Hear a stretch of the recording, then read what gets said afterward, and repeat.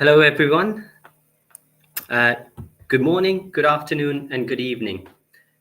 Welcome to all of you tuning in from different parts of the world to our exciting episode 3 of the Young ITI Agree to Disagree series. We have a very exciting topic lined up for you today with two fantastic speakers from the ITI section USA. So without further ado, let me introduce to you my good friend and co-moderator, Luiz Gonzaga from the University of Florida. Welcome, Luiz. Taimoor, what's going on? How's Very, everything? very excited, man. Me too, me too. I love those two. Good friends with Andre and Thaisa. And I think the topic is like, it could be better. We have this debate quite often now. So I'm very curious and, kind of excited to hear each one and how they're going to defend this different arguments. I can't wait. All right. So first, we're going to start with Thaisa. Give her the chance to talk about guided surgery and why we should do more guided surgery. Hey, Thaisa, it's great to see you. Hello, everyone. I'm very excited to be here. Thank you for the invitation. No, it's a pleasure. So Thaisa had prepared for us to defend, the use of guided surgery. We're going to hear from her, and then we're going to bring it back, give Andre the chance to talk. But where is Andre? Here you go. Hey, Andre, how's everything? Good. Yeah, thanks for having me as well. It's a pleasure, and hopefully it's going to be an interesting discussion and counter argument. Great, man. So Andre is here in Florida. We're three here in the United States. Thaisa is in Boston at Tufts. Thaisa is teaching in private practice in Boston. Andre, same teaching in South Florida and private practice. A prosthodontist, a periodontist, great, bright minds. So I would say we're going to hear from Thaisa first. And let's see what she has to say about the use of guided surgery.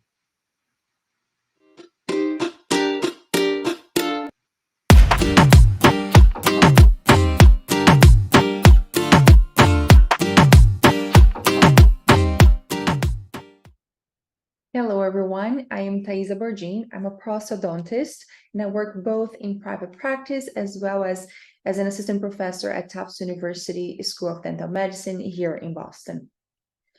First of all, I'd like to thank the ITI team for the kind invitation.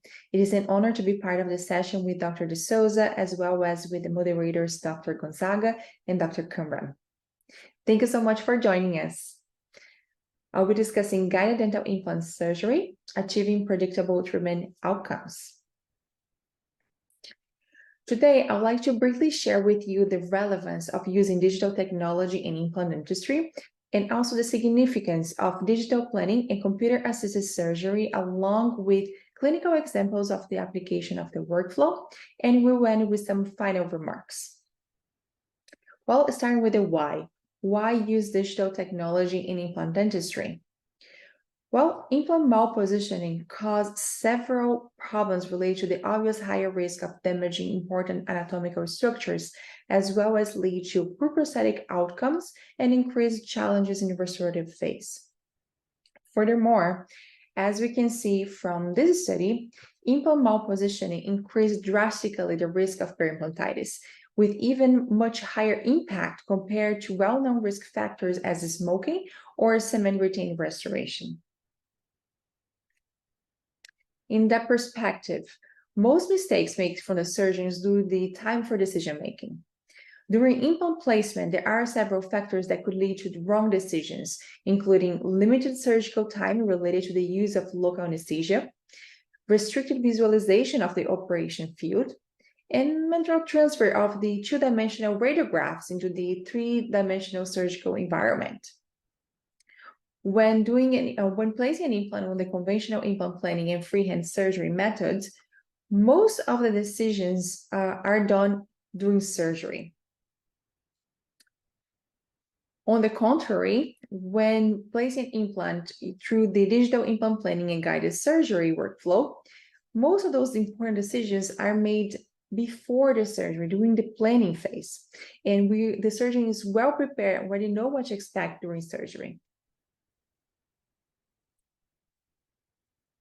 Well, the idea of digital workflow applied for implant planning and guided surgery is basically to transfer the information regarding patients' anatomical structures from the CBCT and associate that to the future prosthetic design in a planning software.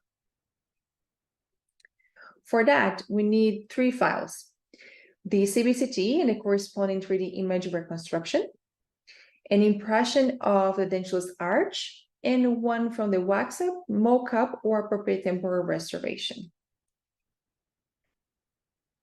And studies that evaluate the accuracy of guided surgery, such as this study from my friend, Dr. Souza, and other colleagues, where they evaluated 60 patients with 164 implants using 2 supported surgical guides, they found very similar results actually to previous published studies, where you can see that they found a mean angular deviation of implants of 2.5 degrees, a 3D offset of approximately 0.5 millimeters at the implant platform, and less than a millimeter at the apex. When evaluating the accuracy of not only 2 supported guides, but also mucosa supported, we can see that mucosa supported present a slightly higher deviation than 2 supported according to this study, being 0.5 millimeters for 2 supported and 1.5 millimeters for mucosa supported. Additionally, when comparing the accuracy of freehand surgery with the guided surgery, we can see that implants placed through guided surgery present a lower overall deviation. Lastly, a systematic review that evaluated failure rates found that implant failure rates were almost 3 times higher in freehand placement. With that, I'd like to share with you 2 patients that I believe the use of guided surgery was crucial in achieving a predictable treatment outcome. First, I'd like to start with this young female patient, a 30-year-old female patient that presented with the chief complaint of aesthetics. She was unhappy with her smile. As you can see, she was congenitally missing her maxillary lateral incisor tooth number 10. Taking advantage of the technology, we went ahead and did a digital smile design chairside for this patient. So here is the smile design. Patient was very happy with the proposed result. Based on that, we went ahead to the software and we did a diagnostic wax-up for this patient. So important all the patient data, the patient's CBCT, the intraoral scan, and the digital wax-up into the planning software, and you superimpose those files in order to be able to plan the implant. Based on the narrow interdental width space we had available, was planned a Straumann BLT 2.9 millimeters implant for this patient, which is an implant that is recommended for maxillary lateral incisors and mandibular incisors in general. And if you are familiar with this implant, you know that you can see, as you can see from the drilling protocol shared on the screen, that you only have 1 drill for this implant to be placed. Therefore, you only have 1 chance to get this right? Being prepared with a surgical guide, the implant was then placed, and you can see the X-rays from the drill with the surgical guide in place. Implant was then accurately placed in the ideal 3-dimensional position. And still taking advantage of that technology, an immediate implant provisional crown was designed and was printed for this patient. We were then able to achieve a predictable result for this patient and taking advantage of the digital workflow. And this is the patient 2 weeks post-op. The second patient I'd like to share with you is actually a little bit more complex scenario where a young gentleman presented missing most of his maxillary posterior teeth as well as canines. A intraoral mock-up was done for the patient to be able to evaluate VDO, VDR, occlusion, phonetics, and aesthetics, of course. So we then obtained the patient's CBCT, followed that the intraoral scan, and the intraoral scan of the mock-up as well. We imported those files into co-diagnostics. Those files were superimposed, and our desired 6 implants were placed based on the prosthetic. We have planned 3-unit bridge for this patient from 3 to 5 and single crowns on 6, 11, 12, and 14. So here are the 6 implants planned on a panoramic view. We can see the implants, each individual implant treatment plan on the CBCT based on the desired prosthetic result. In different view.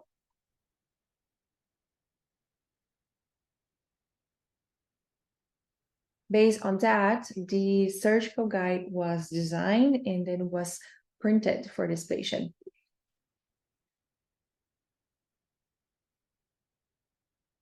The drilling sequence for each implant was then followed based on the software.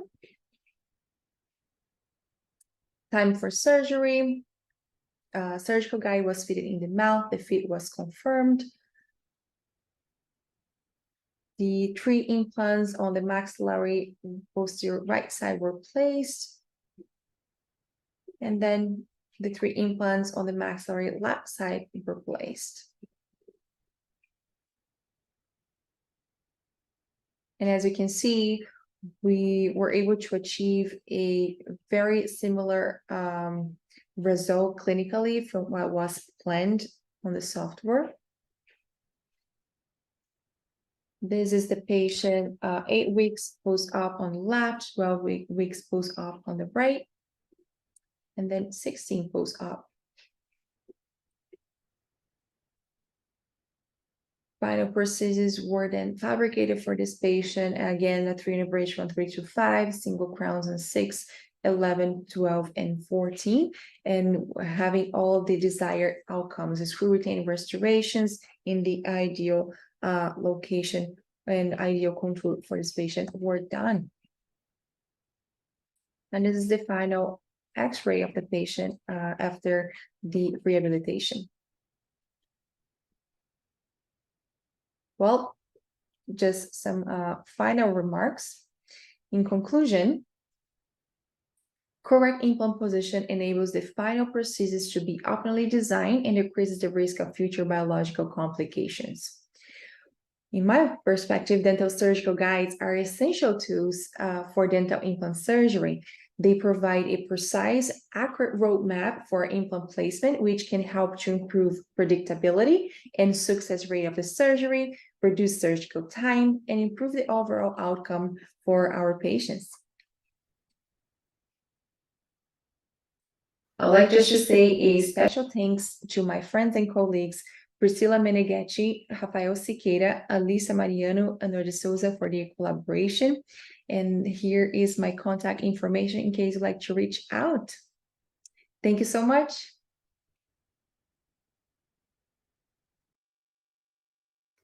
Wow. That was great. Wow, that was great. Thank you so much, Thaisa. So you guys had the chance to hear from her point of view. She's defending this argument that guided surgery is the way to go.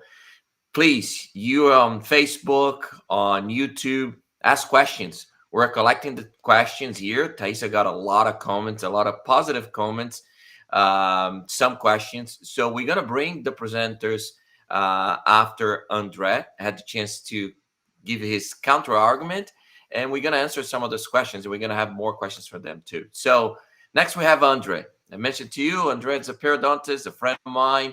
He practiced here close to me, like 5 hours, from me in South Florida, the beautiful South Florida. And he wants to, do things slightly different. So let's hear from Andre and a little bit more about his point of view on this topic of guided surgery.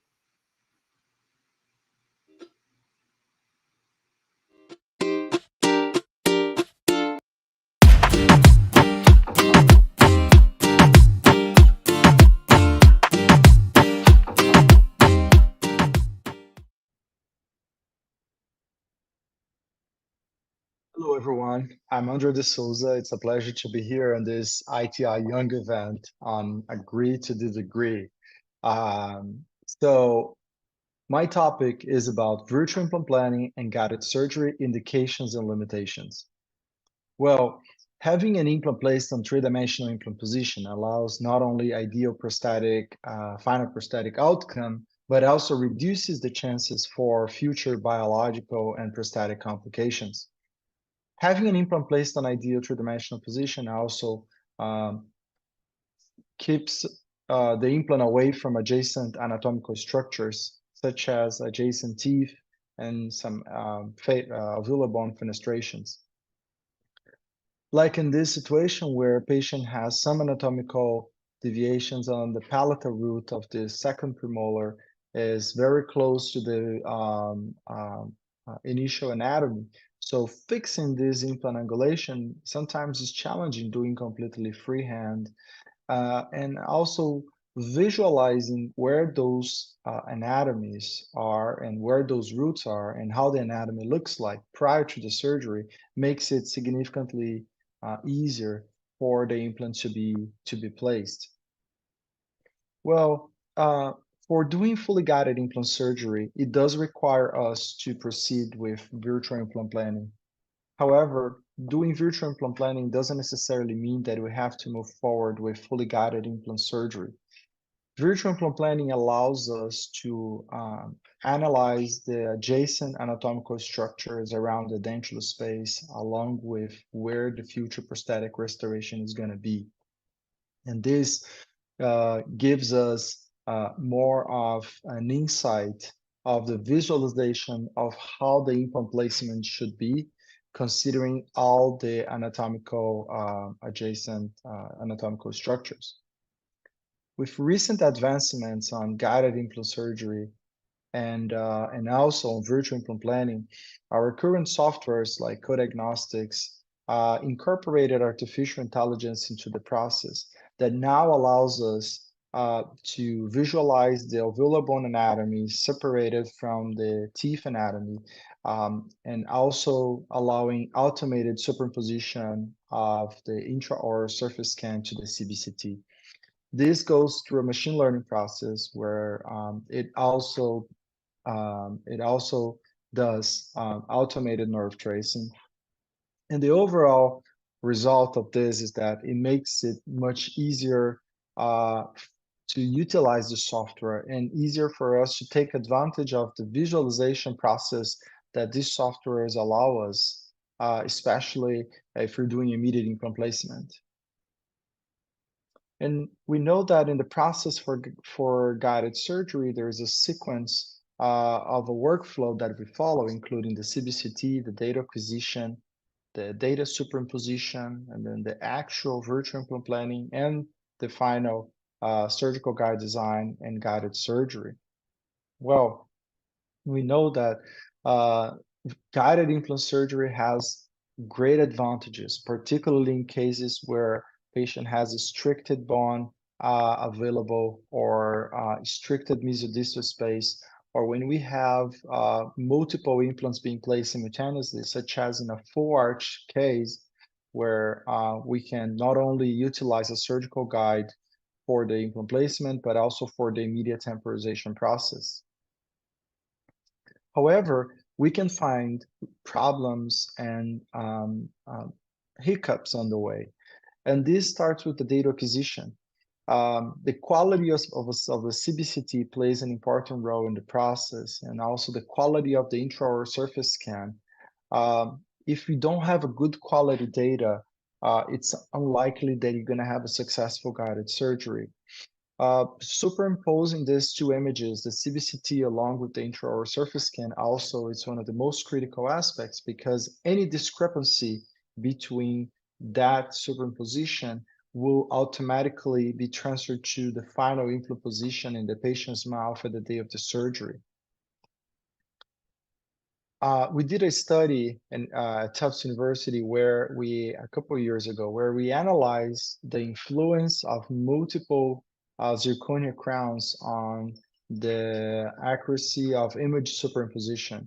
And what we found here is that the higher the number of zirconia crowns in those models, the higher the discrepancy between the superimposition of the intraoral surface scan and CBCT. So we really need to be careful selecting those patients and analyzing those data prior to the surgery. Other issues we can also have, it's at the day of the surgery. Okay, with this surgical execution, you can also run into problems if you have a fractured surgical guide that it cannot be utilized. Then you need to jump into and do your surgery freehand. And for this reason, learning how to do freehand surgery is crucial. It's very important. And studying the patient ahead of time through the virtual implant planning software is also important, because you don't know what you're going to encounter during the surgery when you're using these devices. Also, we have limitations such as limited mouth opening or limited interarch space posteriorly, especially first and second molar, with the length of the drills or the adapters and the mount, the implant mount, that sometimes doesn't really fit properly on those areas. And then again, sometimes you'll have to proceed with your surgery completely freehand. Other issues we can have is during the implant placement, the drilling sequence and the implant placement, we might have some interference on the implant mount or the adapter. If you see an interference between the implant mount and the alveolar bone, what might happen here is that if you continue with your placement, the mount or the adapter is going to hit the alveolar bone and the implant starts spinning. And by doing that, you lose primary stability. In these cases, you should consider using a different kind of mount, or even do your drilling guided and your implant placement freehand. In another scenario, it really depends upon what kind of a private practice or practice you are at. I work in a parapractice where we deal with a lot of emergency patients, and most of those, or I would say a lot of those emergency patients will require same-day treatment. So that means patient comes in for examination, consult, and they jump into surgery at the same, throughout the same appointment. And sometimes if a patient comes in with a fractured tooth, number 7, we have to deal with it. And most of the treatment plan for those patients might be immediate implant placement. So we can take a CBCT, take an intraoral scan, put that information into our planning software, and we proceed with a virtual implant planning. But considering the time, the restricted time we have, we're not able to move forward with fully guided implant surgery. But visualizing where the implant is going to go by taking the CBCT and the intraoral scan helps significantly for us during the surgery, because we know where the challenges is going to be. And in this case, we managed to not only place the implant, but also give a patient a temporary at the same time, which is what we do in our practice. So as a take-home message here in this part of the this lecture, the ideal three-dimensional implant position is enables not only a great optimal final crown design, implant design, but also reduces the chances of future biological complications. And doing a virtual implant planning for most of the patients, if not for all patients or cases, I think should be taken into account nowadays, considering the feasibility of the planning softwares that we have available. But that doesn't necessarily mean that we have to move forward with fully guided implant surgery, because there's still some limitations. Even though guided surgery is a predictable technique, there are certain cases where you might not be able to move forward with fully guided surgery. And having experience with freehand surgery then it's crucial for a predictable outcome. With that, I would like to thank you and open up for questions and discussion. Really good. Thanks. Fantastic presentations, both Andrea and Thaisa. Really enjoyed it, very well documented, and great take-home messages from both presentations.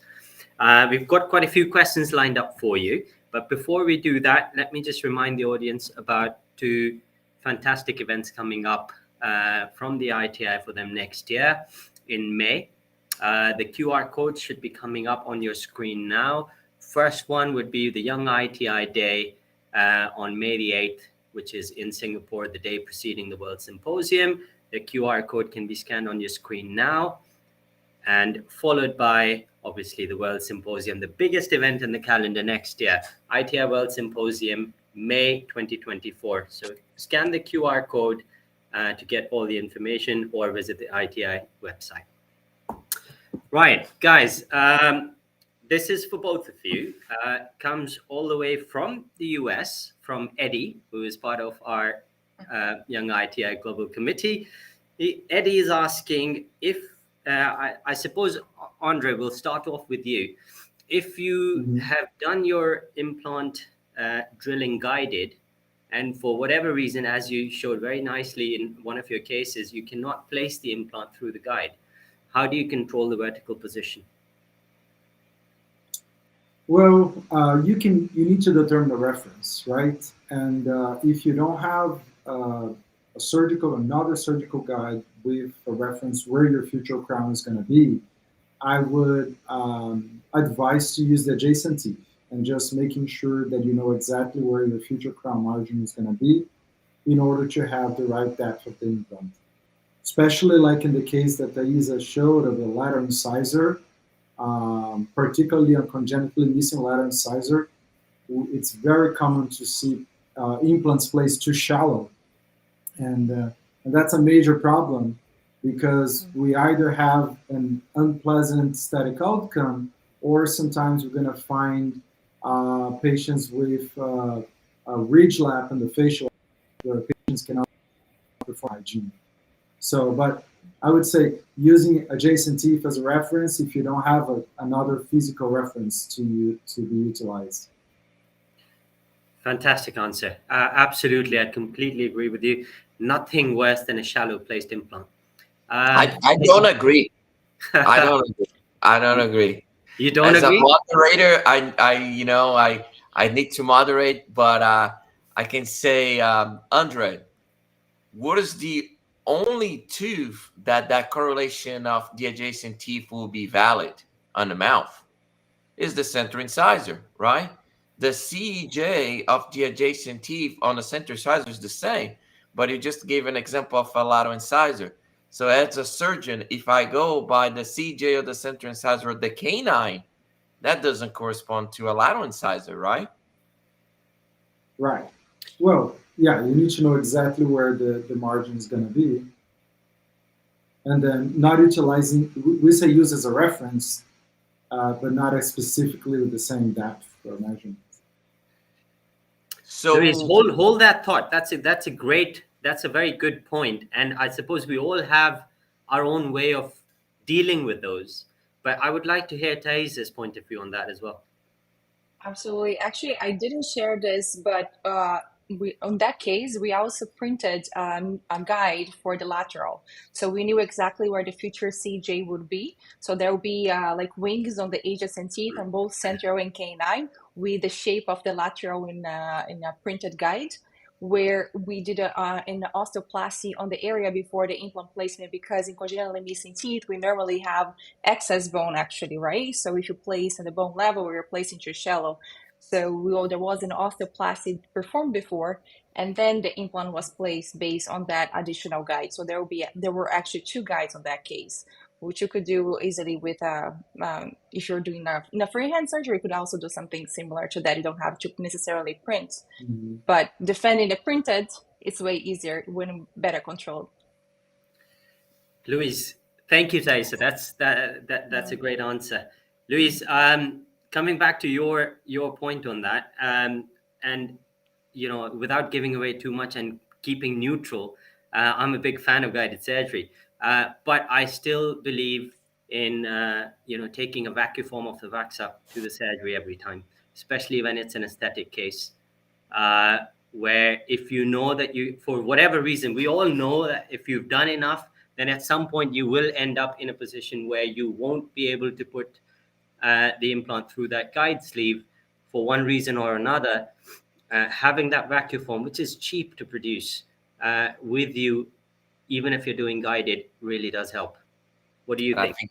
I think that's what what Andre was highlighting. I think he Exactly. was saying that. I think we sometimes get this misconception that we talk guided surgery, but it's specific here today. We're discussing restrictive guided surgery, right? So you have a restrictive guide that control your osteotomy, but there are other guides, as Thaisa mentioned, that they fabricate that was, three-dimensional position of the tooth for like a real size of the tooth with wings.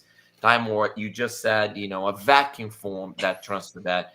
And I know from Andrea, I was kind of being provocative, but I know that he was saying that. He was saying you need to know where it is the proposed margin of your restoration, the mucosal position of your restoration, based on something like that, what we discussed, right, Andre? Yeah, yeah, absolutely, yeah, and we could either do that as you're saying, or if a patient has a full mouth correct teeth, that's a different story. You really lack of reference, and then in that case, you need something to guide it through, especially if you have multiple adjacent teeth missing. Yeah, that's fantastic. I suppose that the real message here from both presentations is that guided surgery software, all the equipment that we are using is there to assist us, but having the presence of mind during surgery and having the spatial awareness of your adjacent teeth, whether it's through CEJ, whether it's through a vacuum form, whether it's through some form of indication or your surgical guides, you need to have spatial awareness as a surgeon as to what you're doing prosthetically. Yeah. It seems Yeah, like you and both agree with the digital planning too, right? On your presentations, you both went to the same step of the digital planning, but Andrea made a really good point that sometimes you cannot materialize the digital planning. But it seems like the consensus between you two was the digital planning.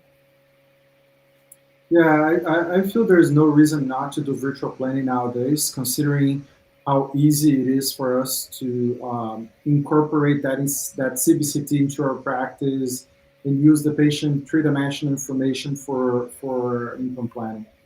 Um, there are limitations on guided surgery, but in a way, we're also talking about only on static guided surgery. So here in our practice, we also have a robotic guided surgery, which is a different technology and also overcome some of the limitations of the static guided surgery, such as the limited mouth opening or the need to fabricate a printed guide. So that's just a missing part of the lecture, where there are other guided technologies out there that it can be utilized to overcome some limitations. Obviously, each technology has their pros and cons, and each one of them has to be utilized depending upon what you're aiming to achieve, and by patient-centered treatment, obviously. Very good. Fantastic. If I may throw in another question, it's an age-old question about guided surgery, but I would like to hear everyone's comment, including Luiz's. But we'll start with the two speakers. How do you control the irrigation issue? Well, The lack I of can start. irrigation. Yeah, no, in the beginning, when I started doing fully guided surgery, I was really concerned about that. And I used to use an external source of irrigation for any fully guided surgery. And then what I noticed, and through some papers as well, is that as long as you don't go over 800 RPM, the irrigation through your drill should be sufficient. And I don't think we have any, I had failures through fully guided surgery because of overheating, or for that reason.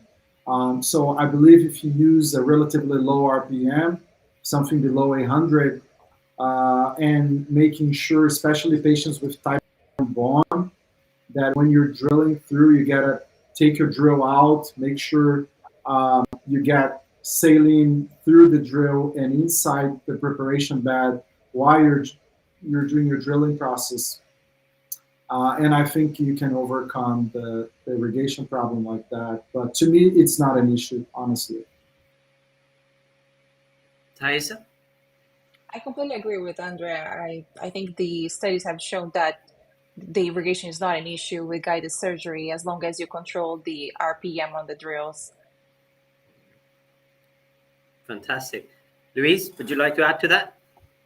I will add just make sure that you track the use of your drills, new drills.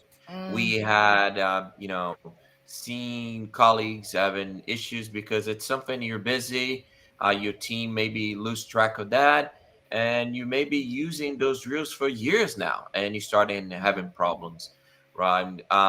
For the young colleagues out there, sometimes it's challenged to get that feeling when the bone is too hard or when the drills are dull, right? So you need to kind of develop that. But better than develop that knowledge of my drills are dull, you can just track them and create a system for you to X amount of uses where you change your drills.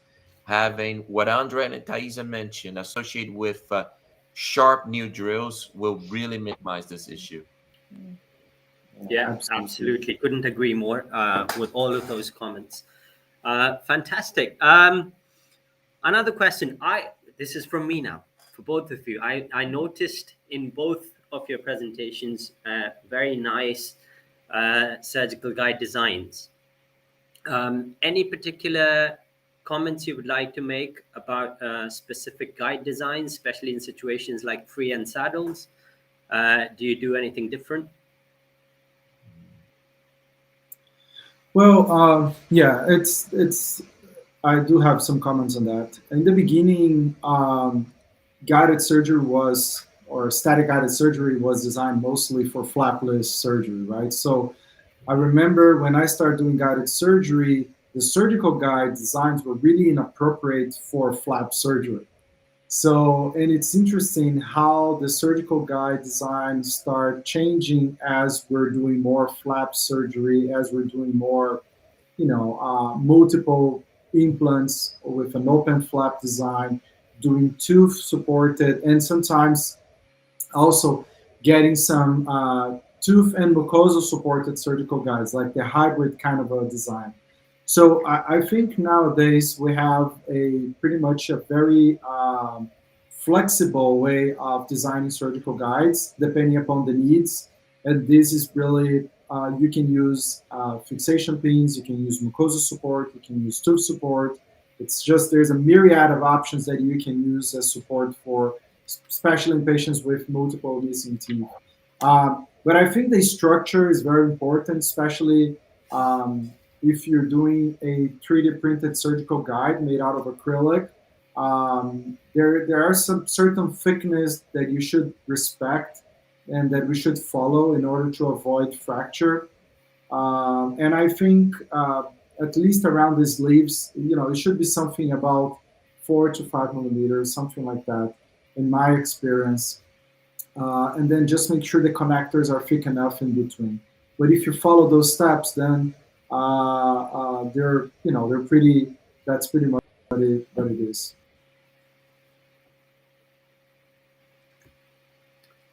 Yeah, that's a fantastic answer. Thaisa, did you get that question? No, I didn't. Can you repeat? Sorry. So basically, we were discussing free and saddle situations, and if you design your surgical guides differently in those situations. I completely agree with what Andres said. I also would like to highlight how important it is to obtain a good CBCT when designing, when you work on the digital workflow and designing guides, no matter what type of guide. A good CBCT, make sure to retract the lip when taking the CBCT, keeping the mouth open, a good intraoral scan image, clean the scatter. So I think there are so many important steps to follow to get to a good guide and a good fit. That I just wanted to add to what Andre mentioned as well. Thank you. Luiz, would you like to add anything to that?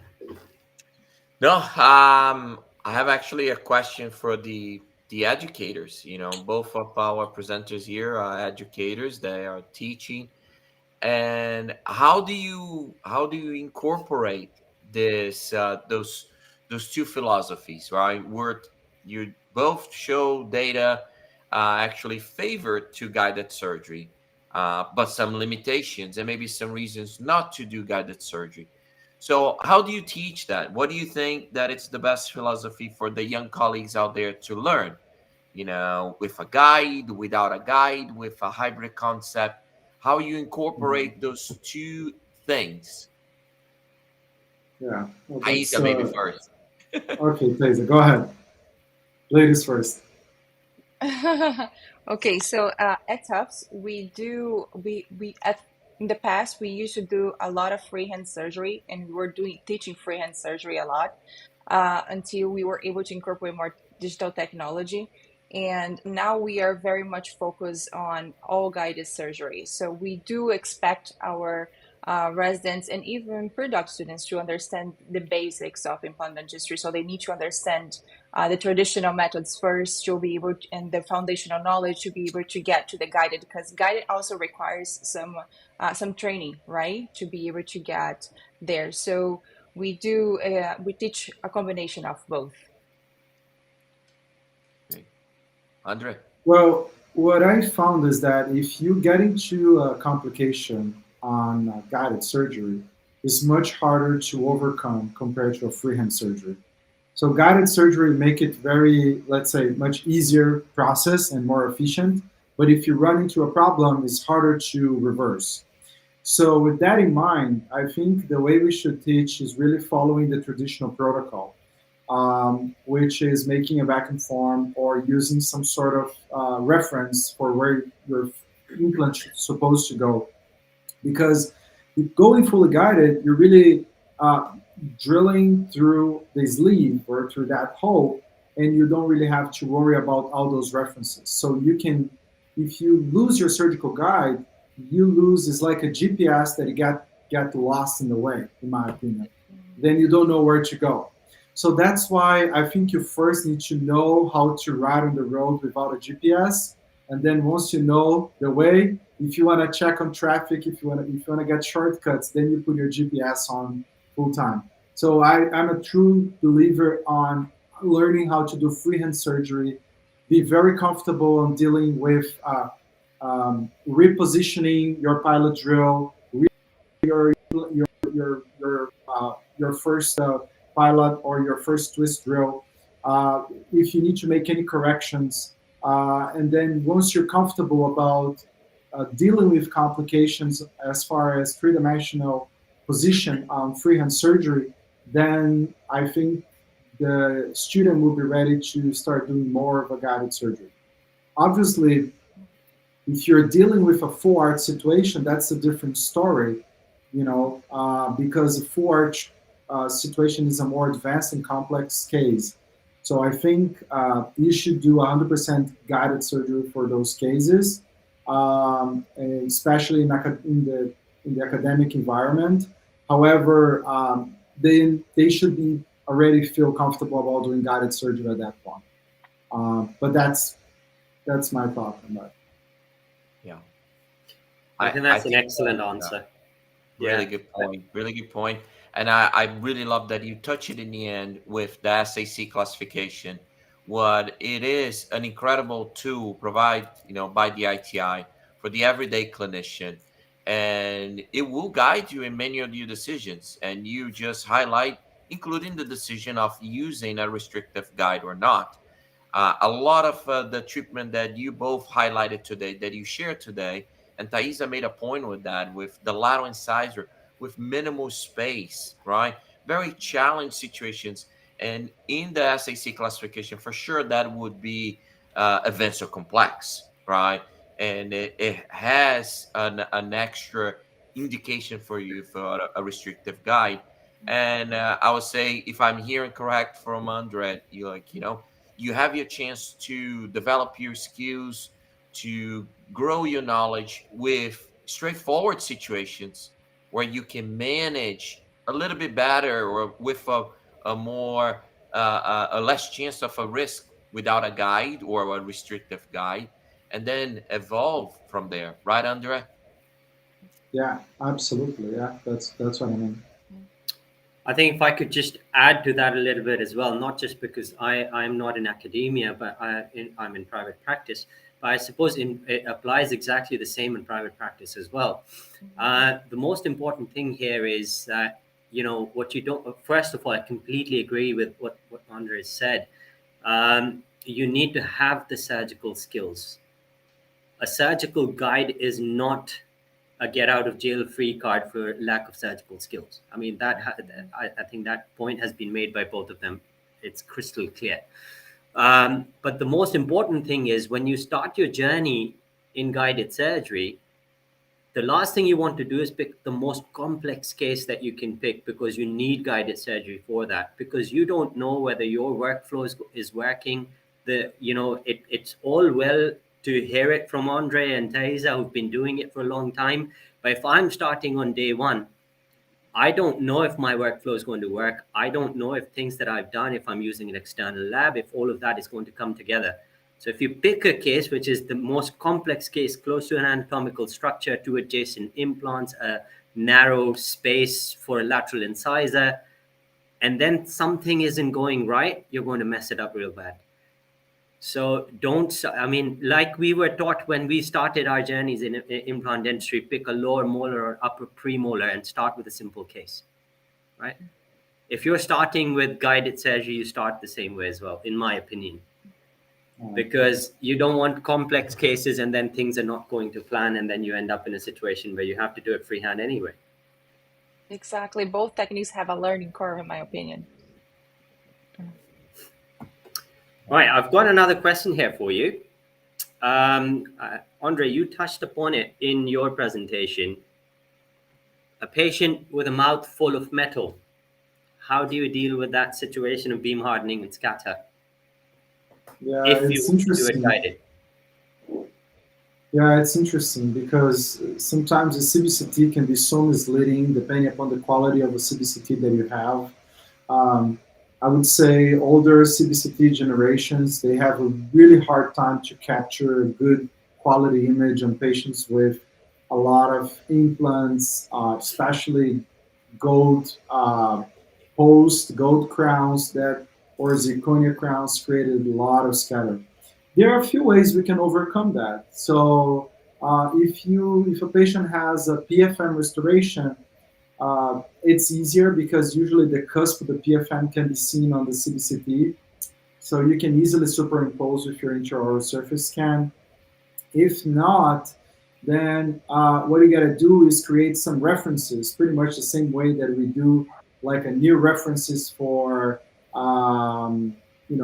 for full edentulous patients. If you have lack of reference to superimpose your intraoral scan in your CBCT, you need to create a reference for patients that have significant scatter as well. But now you got to be careful, because any reference that needs to be added, or any marker or radiopaque marker, it has to be beyond the scatter formation. So when you have a CBCT full of metal, usually all the scatters are from in the horizontal fashion. So if you need to add a reference point, it has to be from the occlusal. So use composites, or you can use radiopaque markers, and take a CBCT with those radiopaque markers, and then take an intraoral scan of the patient with the same markers, and then you can use that as a reference for your CBCT. I think that's pretty much the only way I know how to accurately superimpose image with a lot of scatter. I don't know if you're aware of any other technique. Thaisa? Unfortunately, I don't have a better answer than Andrea. No, It's agreed to agree. Yeah, I agree to agree on this one. Luiz, would you like to add to that? No, ITI net in the academy, you find great presentations from Adam Hamilton. What I know, Andrea has collaborations with him. He and the group with Galucci at Harvard, they had publications on different techniques to use fiducia markers to improve that. The colleagues from ACTA Weber, Dirks, and Daniel Wismeyer, and others. So there are techniques there that can help you with this process. I think the important point here, as our speakers highlighted, it is a limitation. It is something that you need to be aware, right? So before just scanning every patient, planning, guided surgery for every patient, what is the exactly situation for the patient, and can we use these strategies to maybe improve that and minimize the issues? Yeah, love it. Go there and find more of that information on the ITI publications. That's my plug. Fantastic. It's amazing. Luiz, do you have any more questions for our speakers? No, I think it's really good. I would like maybe to hear from them, like take home messages, and even though it seems like they're not disagreeing much here, but I think they leave us with especially for the young colleagues, what will motivate you more on this new um, digital revolution in implant dentistry? Starting with me or Thaisa? Go ahead, Andrea. Well, I think it's really a digital revolution we're living now. It's really exciting, and I think we're gonna see more of virtual implant planning is gonna become more a reality, and it's gonna be an augmented reality as well. And we really have to incorporate that into our practice. I think currently in my practice we do, I would say, almost 100% of virtual implant planning, but lower percentage of fully guided surgery at this point, unless if it's multiple implants or very specific indications, or very interesting bone anatomy. But I think the take-home message is really to learn the basics of implant surgical therapy, understanding about prosthetically driven guided surgery, pretty much everything that we know as a core knowledge, but try to incorporate that knowledge into our digital technology, and getting used to the process of virtual implant planning and the steps of guided surgery once you're more comfortable with freehand surgery.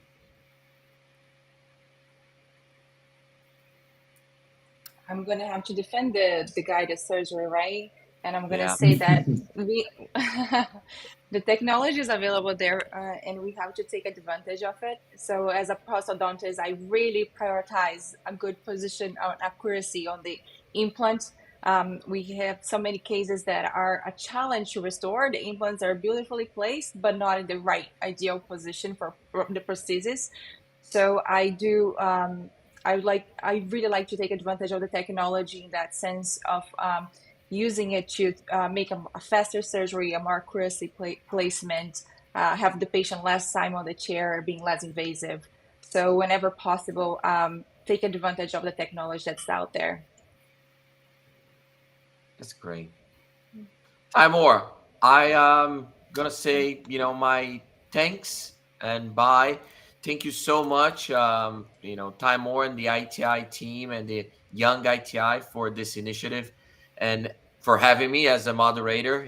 I think I wasn't a young ITI one day.